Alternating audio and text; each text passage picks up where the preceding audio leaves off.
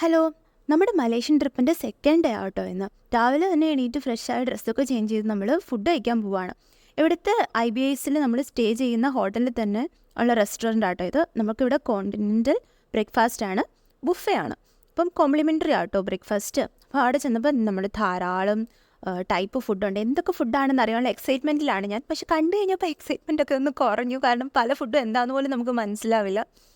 എന്തൊക്കെയോ പല type സാലഡ്സും cut ഫ്രൂട്ട്സും ഒക്കെ ഉണ്ടായിരുന്നു. പിന്നെ പല രാജ്യക്കാരുടെ ഫുഡ് നമ്മുടെ ദോശ ഇഡ്ഡലിയൊക്കെ ഉണ്ടായിരുന്നു. പക്ഷേ ആ ടേസ്റ്റ് നമ്മുടെ പോലെ അല്ല കേട്ടോ, കുറച്ച് ഡിഫറെൻ്റ് ആണ്, നമുക്കധികം പിടിക്കത്തില്ല.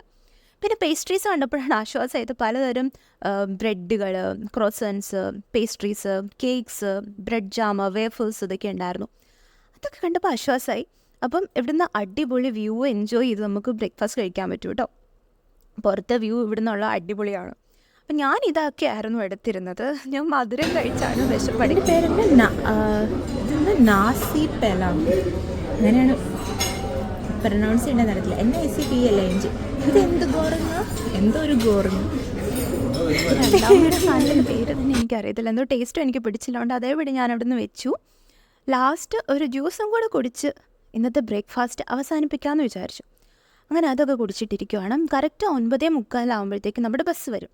ഇവിടെ ബസ്സിന് കോച്ചെന്നാട്ടോ പറയുന്നത്. നമ്മൾ പോകുന്ന ബസ്സിന് നമ്മൾ മീൻസ് ടൂറിസ്റ്റ് ബസ് പോലത്തെ ബസ്സില്ലേ, അപ്പോൾ കോച്ചെന്നാട്ടോ പറയുന്നത്. അപ്പോൾ വരാൻ വേണ്ടി വെയിറ്റ് ചെയ്തു. നമ്മൾ കോച്ചിൽ കയറി. ഫസ്റ്റ് നമ്മുടെ ഡെസ്റ്റിനേഷനിൽ നിന്ന് ബാട്ടു കേവ്സ് ആട്ടോ. അപ്പോൾ മാലതി ബാട്ടു കേവ്സിനെ പറ്റിയൊക്കെ നല്ല രീതിയിൽ എക്സ്പ്ലെയിൻ ചെയ്തു തരുന്നുണ്ട്. എക്സ്പ്ലനേഷൻ കേൾക്കുന്ന കൂടെ പുറത്തെ കാഴ്ച മിസ് ചെയ്യാൻ പാടില്ലല്ലോ. അപ്പോൾ അതൊക്കെ കണ്ടിരിക്കുവാണ്. ഇത് ബാട്ടു കേവ്സിൻ്റെ ഏരിയയിലോട്ട് നമ്മൾ വന്നപ്പോൾ കണ്ട് ലാൻഡ്സ്കേപ്പൊക്കെ അങ്ങ് മാറി.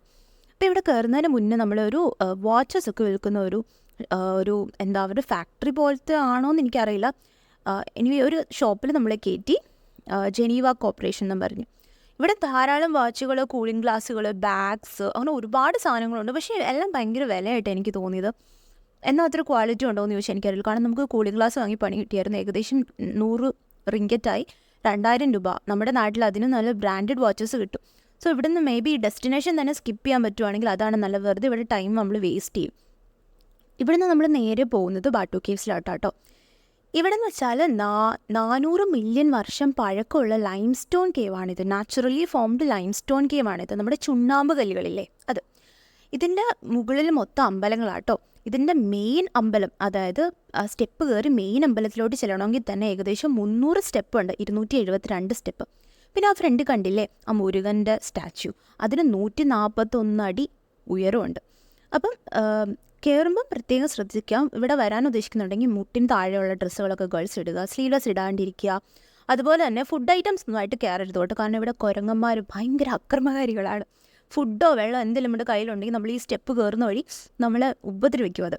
പിന്നെ സ്റ്റെപ്പ് പയ്യെ നിന്ന് കയറും, അല്ലെങ്കിൽ നമുക്ക് മുകളിലെത്തുമ്പോഴത്തേക്ക് ശ്വാസം കിട്ടില്ല. അത്ര സ്റ്റീപ്പായിട്ടുള്ള സ്റ്റെപ്പാണ്.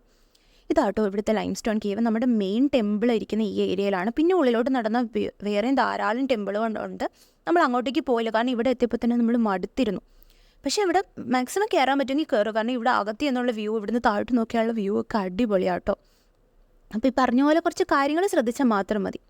അങ്ങനെ തളർന്നു ഞങ്ങൾ താഴെ എത്തിയൊരു നാരങ്ങ വെള്ളം കുടിക്കാമെന്ന് വിചാരിച്ചപ്പോഴത്തേക്ക് 10 റിങ്കറ്റ്, അതായത് നമ്മുടെ 200 രൂപ. പിന്നെ അവർ 5 റിങ്കറ്റ് എന്ന് പറഞ്ഞു. 5 റിങ്കറ്റ് എന്ന് പറഞ്ഞപ്പോഴത്തേക്ക് ഇത് ആ ഗ്ലാസിൻ്റെ പകുതി അവർ ഐസിട്ട് നിറച്ച് തന്നു. അങ്ങനെ നമ്മൾ ബാട്ടു കേവ്സിനോട് ടാറ്റ പറയുവാണ്. അപ്പം പോകുന്ന വഴിയെല്ലാം പിന്നെയും ഓരോന്നൊക്കെ കണ്ട് ഞാൻ ഇങ്ങനെ ഇരിക്കുവാണ്. ഇനി അടുത്ത ഡെസ്റ്റിനേഷൻ ഗെൻഡിങ് ഹൈലാൻഡ്സ് ആട്ടോ. ഗെൻഡിങ് ഹൈലാൻഡ്സിലോട്ട് നമ്മൾ പോകുന്ന വഴി എന്ന് വെച്ചാൽ നമ്മൾ ഈ വാഗമണ്ണൊക്കെ പോയില്ല, അതുപോലെ ഇങ്ങനെ ഹെയർ പിൻ അങ്ങനെ കേട്ടോ ഫുള്ള്. ആ മലയുടെ മുകളിൽ കുറേ ബിൽഡിങ്സ് കണ്ടില്ലേ, അതാട്ടോ ഗെൻഡിങ് ഹൈലാൻഡ്സ്.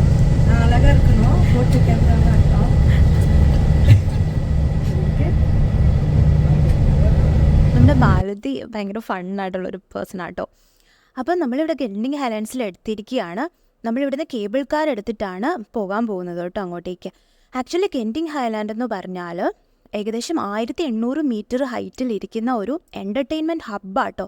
അവിടെ ധാരാളം റിസോർട്ടുകളുണ്ട്, കാസിനോസ് ഉണ്ട്. അത് അവിടെ ലീഗലാണ്. ഗാംബ്ലിംഗ് ഒക്കെ, അതായത് ചൂതാട്ടം ഒക്കെ അവിടെ ലീഗലാണ്. പിന്നെ അവിടെ ഷോപ്പിംഗ് മാളുകളുണ്ട്, തീം പാർക്കുകളുണ്ട്. അങ്ങനെ വലിയൊരു മലയുടെ മുകളിൽ ഇരിക്കുന്ന ഒരു എൻ്റർടൈൻമെൻറ്റ് ഹബ്ബാട്ടോ. ഇവിടെ വന്ന് എന്തായാലും 2-വേ കേബിൾ കാർ റൈഡ് മസ്റ്റായിട്ട് എടുക്കണം. കാരണം അവിടെ നിന്നുള്ള വ്യൂ, ആ ഒരു എക്സ്പീരിയൻസ്, എനിക്ക് മലേഷ്യയിൽ വന്നിട്ട് ഏറ്റവും ഇഷ്ടപ്പെട്ട സംഭവം എന്ന് പറഞ്ഞാൽ ഈ കേബിൾ കാർ റൈഡായിരുന്നു. ഭയങ്കര അടിപൊളിയായിരുന്നു. ആ കയറാനും ഇറങ്ങാനും മാത്രം എനിക്കൊരു പേടിയായിരുന്നു. കാരണം അത് ഫുൾ ഇങ്ങനെ മൂവ് ചെയ്തുകൊണ്ടിരിക്കുമല്ലോ. അതിൽ ചാടി കയറും ഇറങ്ങുകയും ചെയ്തപ്പം എനിക്കൊരു ചെറിയ പേടിയായിരുന്നു. പക്ഷേ പേടിക്കൊന്നും വേണ്ട, പ്രശ്നമൊന്നും ഉണ്ടാവില്ല. അങ്ങനെ നമ്മൾ ഫൈനലി ഗെൻഡിങ് ഹൈലാൻഡ്സിൻ്റെ ഏറ്റവും ടോപ്പിലെത്തിയിരിക്കുകയാണ്. ഫസ്റ്റ് എന്ന് പറഞ്ഞാൽ ഇവിടെ നാട്ടോ നമ്മുടെ ഇന്ന് ഫുഡ് കഴിക്കുന്നത്. അപ്പം ഇന്ത്യൻ ഫുഡാണ് നമ്മൾ കഴിക്കാൻ പോകുന്നത്. അപ്പോൾ ഉള്ള സമയത്ത് ഞാനിത് അത് കണ്ട എക്സൈറ്റ്മെൻറ്റ് ഇങ്ങനെ ഇതിലെല്ലാം നടക്കുവാണ്. ഇതവിടുത്തെ ഷോപ്പിംഗ് ഏരിയ ഒക്കെ ആട്ടോ. അപ്പം നമ്മുടെ കൂടെയുള്ള എല്ലാവരും ഒരുമിച്ച് ഫുഡ് കഴിക്കുന്ന സ്ഥലത്തോട്ട് പോവാണ്.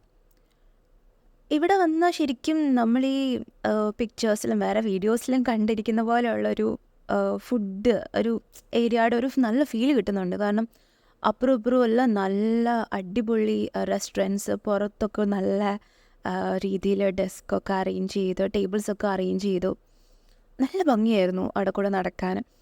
അപ്പോൾ ഫൈനലി നമ്മൾ ഫുഡ് കഴിക്കുന്ന സ്ഥലത്തോട്ട് എത്തുവാണ്. ഇവിടെ ഒരു ഇന്ത്യൻ റെസ്റ്റോറൻറ്റിൽ നിന്നാട്ടോ നമ്മൾ കഴിക്കുന്നത്. സ്പൈസ് ഗാർഡൻ എന്ന് പറഞ്ഞൊരു അടുത്ത് വന്നിട്ട് ഈ തന്നെ എനിക്ക് ചോറ് കിട്ടാഞ്ഞിട്ട് എനിക്ക് ഭയങ്കര വിഷമമായിരുന്നു. ഇപ്പോഴെങ്കിലും ചോറ് കിട്ടണേന്ന് പ്രാർത്ഥിച്ചുകൊണ്ടാണ് പോകുന്നത്. നമ്മുടെ നാടൻ കുത്തരി ചോറൊന്നും കിട്ടത്തില്ല എങ്കിലും. അപ്പം വൈറ്റ് റൈസ് ഉണ്ടായിരുന്നു. അത് കണ്ടപ്പോഴത്തേനും എനിക്ക് സന്തോഷമായി. വൈറ്റ് റൈസും ചോറും പിന്നെ വൈറ്റ് റൈസും എല്ലാം സാമ്പാറും എല്ലാം ഉണ്ടായിരുന്നു. പിന്നെ നമ്മളവിടെ ഒരു കടയിൽ പോയി 10 റിങ്കറ്റിൻ്റെ ഒരു കൂളിംഗ് ഗ്ലാസ് ഉണ്ടപ്പോൾ എനിക്ക് വിഷമമായി. എന്തിന് ഞാൻ 100 റിങ്കറ്റ് കൊടുത്ത ഗ്ലാസ് വാങ്ങിയെന്ന്. എനിവേ നമ്മളവിടെ നിന്ന് ഫുഡൊക്കെ കഴിച്ച് താഴോട്ട് നടക്കുവാണ്. ഇവിടെ നമുക്ക് കുറച്ചധികം ടൈം അവർ തന്നിരുന്നു കേട്ടോ സ്പെൻഡ് ചെയ്യാൻ, ചുമ്മാ നടക്കാനൊക്കെ. ഒരു 1.5 hours നമ്മൾ ഫുൾ ആ മോളിൽ കൂടെ നടക്കുവാണ്. പിന്നെ അവിടെ കാസിനോ ഉണ്ട്. നമ്മൾ കാസിനോയിൽ കയറണമെങ്കിൽ ആണുങ്ങൾക്ക് പ്രത്യേകം ഡ്രസ് കോഡൊക്കെ ഉണ്ട്.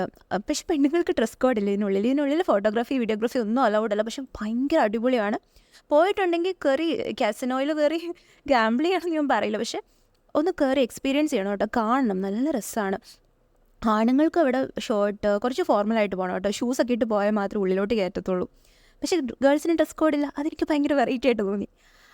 പിന്നെ ഇവിടെ ഇതൊരു ഇൻഡോർ തീം പാർക്കാട്ടോ, നമ്മുടെ ലുലു ഒക്കെ പോലെ ഇല്ലേ. പക്ഷേ ലുലുവിലുള്ള പോലത്തെ സെറ്റപ്പൊന്നും അല്ല. ഇവിടെ നല്ല ഭംഗിയാണ്. കുറേ കൂടെ നല്ല അടിപൊളി റൈഡ്സ് ഒക്കെ ഉണ്ട് കേട്ടോ. അതൊക്കെ കണ്ടിങ്ങനെ നടക്കുവാണ്. ഞാൻ ഒന്നിലും കയറിയൊന്നുമില്ല, കാരണം ഇതിനൊക്കെ സെപ്പറേറ്റ് ചാർജസ് ആട്ടോ. അപ്പം ഇതിലെല്ലാം കണ്ട് ഇങ്ങനെ അതിലൂടെ കറങ്ങി അടിച്ച് നടക്കുവാണ്. കാരണം പോകാനുള്ള ടൈം ആവാറായി. അപ്പം പറ്റുന്നിടത്തോളം സമയം അവിടെ മാക്സിമം എക്സ്പ്ലോർ ചെയ്യാണ്. പക്ഷെ നടന്ന് നമ്മുടെ കാല് ഒടിഞ്ഞു. അവസാനം മടുത്താണ് നമ്മൾ തിരിച്ചു പോകുന്നത്. എനിവേ ഇവിടെ വരുന്നുണ്ടെങ്കിൽ എന്തായാലും ഗെൻഡിങ് ഹൈലാൻഡ്സ് ഒരു മസ്റ്റ് വിസിറ്റ് പ്ലേസ് ആട്ടോ. അപ്പോൾ തിരിച്ച് പോകാറായി. ഞാൻ ലാസ്റ്റ് ടൈം ഷോപ്പിംഗ് കോംപ്ലക്സും അവരുടെ ഒക്കെ ഇങ്ങനെ കാണുവാണ്. തിരിച്ചു പോയപ്പോഴത്തേക്കും നല്ല മഴയും നല്ല കട്ട മഞ്ഞുമായി. അതും ഒരു ഡിഫറെൻറ്റ് ഫീലായിരുന്നു കേട്ടോ. വീഡിയോയിൽ അത്രത്തോളം എനിക്ക് ക്യാപ്ചർ ചെയ്യാൻ പറ്റുന്നുണ്ടായിരുന്നില്ല, പക്ഷെ വേറൊരു ഫീലായിരുന്നു. നല്ല തണുപ്പും ഒക്കെ ആയിരുന്നു. അപ്പോൾ ഇതാട്ടോ നമ്മൾ ആ ദൂരെ കണ്ടോ ഫുൾ നല്ല മഞ്ഞ് മലയുടെ മുകളിലോട്ട് എത്തുമ്പോഴത്തേക്കും. അപ്പം നമ്മൾ കോച്ച് വരാൻ വേണ്ടി ഇവിടെ വെയിറ്റ് ചെയ്തിരിക്കുവാണ്. We are seeing by to Genting Highlands. ഒരു ഡിഫറെൻറ്റ് എക്സ്പീരിയൻസ് ആയിരുന്നു കേട്ടോ.